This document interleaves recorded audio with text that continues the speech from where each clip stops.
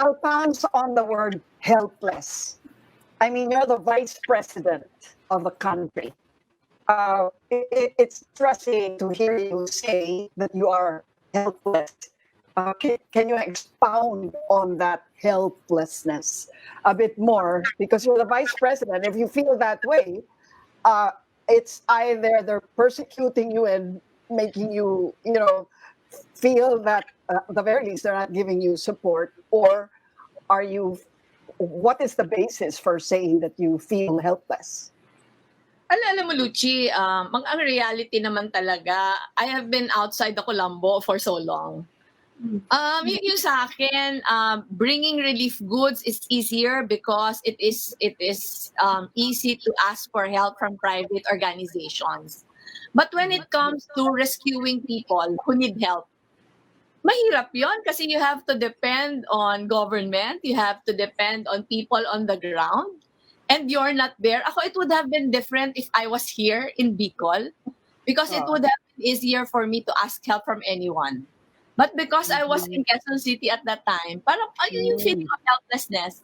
So sa amin talaga, yung small team na binuo namin, talaga ang instruction, hanapin yung lahat na pwede makatulong.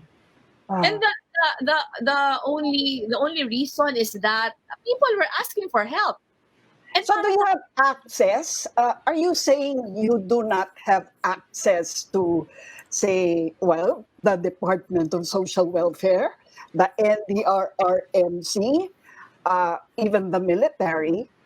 Wala ba kayong ganong access, or in a word, no, powers?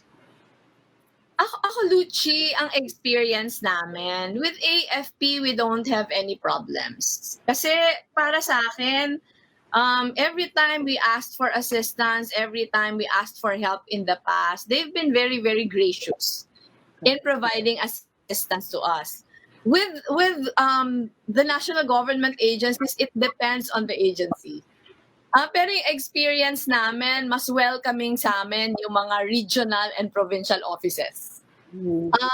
Kadalasan kasi naalala ko when Secretary Piñol was still Secretary of DA, ang dami-dami naming sulat na pinapadala. Wala man lang ni isang acknowledgement. We have been asking for help. I've tried arranging meetings with some of the officials for us to discuss problems that we encounter on the ground, pero wala. So depende na sa agency. Halimbawa, DOTR. Yung DOTR, we have been, alam ito ni Secretary Togade, we have been asking for a meeting with him to discuss many of the issues that we come across with on the ground. Hindi kami napapagbigyan. Pero yung sa akin, sa amin naman, our attitude is always not to cry about it, but to look for other ways where we can ask help. And our experience is the regional and provincial offices have been more welcoming, more cooperative with us. So pwede po kayong, Madam Vice President, if you don't mind, so pwede po kayong dumiretso sa regional offices. I mean, you're running up against this at the cabinet level officials, but you're saying you could go straight to the regional offices. And I'm curious also, what makes Secretary Delphine Lorenzana different? What makes your relationship with the military different? Ako ang experience ko, the military has always been very professional. In fact, kahit ako outside the Colombo, parang consistently, the only agency who has been inviting me to official functions is the AFP. And I think it is because they're very professional. They're not political. Yung sa amin, whenever we seek help, halimbawa, our communities are most often the farthest, the smallest ones. Halimbawa, in Marawi, in Lanao del Sur, madalas kami doon. Halimbawa, in Basilan, we go. In Zamboanga, we go. And if we need assistance with AFP, we have not encountered any difficulties with them at all. So yung sa akin, ang experience ko over the past 4 years, they have been very, very professional. So para sa akin, the controversial night, of Friday, I never called the AFP. hindi ako tumawag sa AFP. Yun yung parang misconception that I was ordering uniformed men around. Hindi ganun yun. Yung team namin, yung nagsisik ng help. And they were amongst the ones na hinihingaan namin ng tulong. In fact, I felt like because no one was assuring people who were asking for help, no one was assuring them that help was coming. Ako talaga yung nagsasabi na eto yung balita namin, papunta na doon. In fact, one platoon was already there the night before. Meron ng ibang augmentation, pero hindi sila nakakalusot sa Alcala. If you look at my tweets, it was all like that. And it was all on Twitter. I felt like baka meron din sa Facebook na asking for help. So ang ginawa ko, sinamarize ko lahat. Yung nasa Twitter. I posted that on Facebook, and the AFP reposted my post. So is this how hard it is for you? Kasi syempre, ma'am, if this were a company, I would imagine that if I were the second in line and I read something among the social media posts of employees that, such a department or unit needs help, I would go through the communication channels, right? But it seemed to me that night that you were referring to, all you had by way of communication was social media, that you couldn't get in touch with anyone in government to seek help, official help. Ganun ho ba yun? Hindi ako mismo, Lucci, but our team, yung sinasabi ko, the team I formed, they were in touch with many people on the ground. In fact, you were trying to get in touch with the local government unit, you were trying to get in touch with, AFP, you were trying to get in touch with the Coast Guard, you were trying to get in touch with PNP. And that night, they were all very, very helpful. Kaya nga nagduda ako kasi parang the following day, biglang nag-turn around. Ako sabi ko baka mga napagalitan. Baka Tanong ko lang, it's a difficult situation because you've been in position for 4 years na. Ito ba yung nararanasan niyo? We've had many, many disasters. Ito ba yung nararanasan niyo? Is this typical cooperation that you get from government offices? Simula nung nag-umpisa kayo sa pwesto? Ako, with disasters, I think this is the first time that we needed to seek their help as far as responding to distress calls was concerned. Kasi in the past, we never had any problems with relief operations, rehabilitation efforts after disasters. We never had any problems. Parang this was the first time that there were distress calls coming from people and there was a need for us to respond. Ma'am, balikan ko lang yung sinabi niyo po kanina that, at least I got the impression na nagbago yung ihip ng hangin ng mga officials who were helping you during the typhoon. The night after, I suppose, may umalma sa Malacanang. Exactly how did it happen? Paano ho nagbago? Can you be more concrete? Actually, yung impression kasi Ed na pinapalabas, parang I was ordering officials around and it was not the case. Ang totoo talaga, yung team na finorm namin, sila yung nagko-contact ng mga people on the ground. Sila yung may kausap kung sino yung nandun. We were trying to get hold of anyone who can help respond to the distress calls.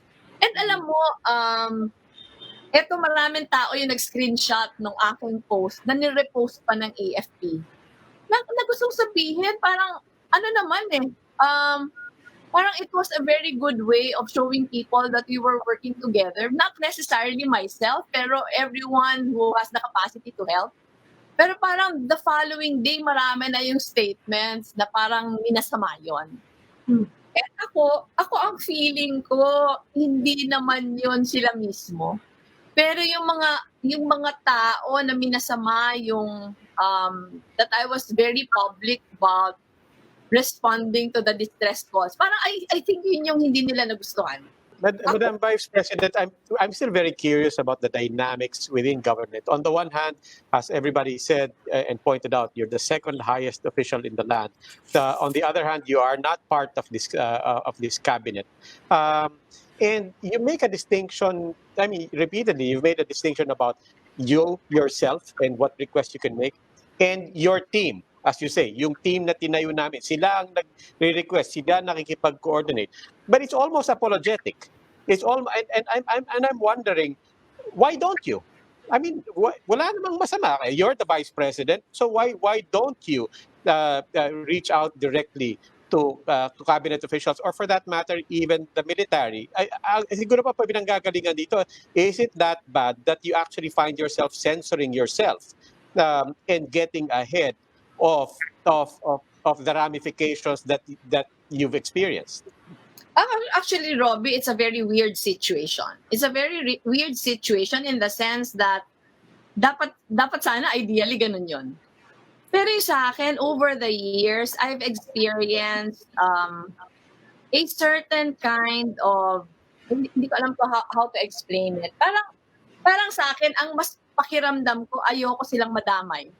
Ayoko silang madamay sa akin. Halimbawa, some people in government, when they help me, sasabihin nila, ma'am, wag mo na lang sabihin ha. Wag mo na lang sabihin na ganito kasi baka mainit kami. So ako, I think I've been so used to that already. Kahit with local officials. Halimbawa, I will visit a community. Syempre magko-courtesy call kami, I'm going there, etc., etc. Some local officials are unafraid to be seen with me. But marami sa kanila magsasabi, imimit kita privately pero hindi na ako magpapakita ha kasi baka malagay ako in hot water. I've been very used to that already. I've been very Sino po yung mga yan? And I think because that has been the case since 2016, I've been very, very careful. I've been very, very careful. Ako parating yung attitude ko, kung mahihingi ko lang naman sa private, hindi na ako gagambala sa gobyerno. And that's kind of a weird situation since the office of the vice president is a government office. Yes. Pero sa amin, we have depended on private partners and private organizations, siguro more than 90% of the work that we're doing. Pag hindi lang talaga kaya ng private, saka kami lumalapit. Sa gobyerno. And you know, it's to a certain extent, we were able to do the work that we're doing even if the situation is that ironic. Para tingin ko, Robbie, kahit napaka-weird talaga ng situation, parang nasanay na ako. Parang ang attitude ko lagi, sasalbahin na kita, hindi na kita idadamay. So yung sa akin, gano'n. And you know, I've never allowed it to get in the way of the things we wanted to do. Gusto kong sabihin, hindi ko siya ginagamit na excuse. Hindi ko siya ginagamit na excuse na hindi ko to magagawa kasi hindi sila nagko-cooperate sa akin. Hindi ganon. And I think to a very large extent, we've learned to innovate. We've learned to be creative.